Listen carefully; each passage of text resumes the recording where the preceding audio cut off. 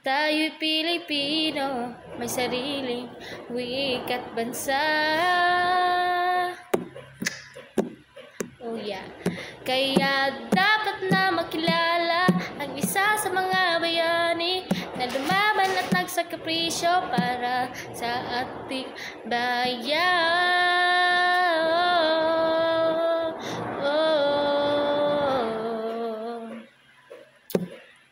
Siya si Dr.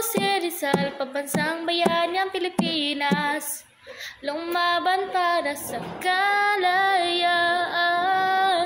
hindi gumamit ng dahas, ngunit nakilala sa mga akda na may kapangyarihang salita. Kaya siya'y aking hinahangaan dahil sa taglay niyang katapangan.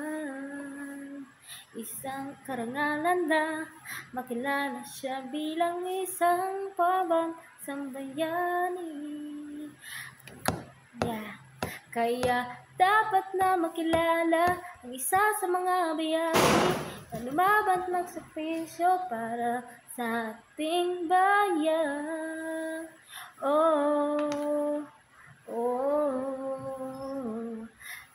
Siya si Dr. Rizal, pambansang bayani ng Pilipinas, lumaban para sa kalayaan,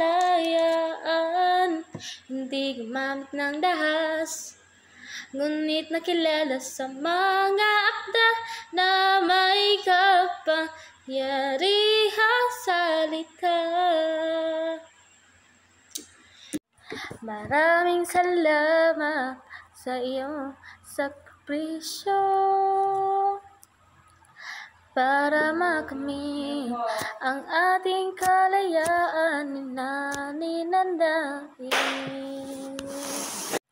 Kaya dapat na makilala ang isa sa mga bayani na lumaban at nagsakripisyo para sa ating bayan.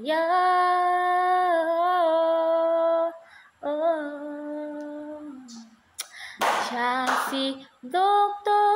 Rizal, pambansang bayani ng Pilipinas, lumaban para sa kalayaan, hindi gumamit ng dahas, ngunit nakilala sa mga akda na may kapangyarihang salita.